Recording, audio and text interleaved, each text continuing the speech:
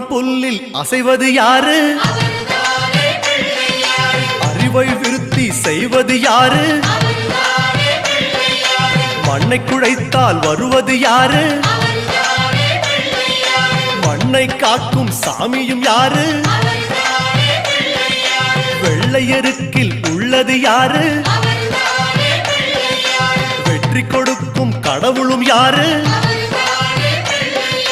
முன்னே வந்த சாமியும் யாரு?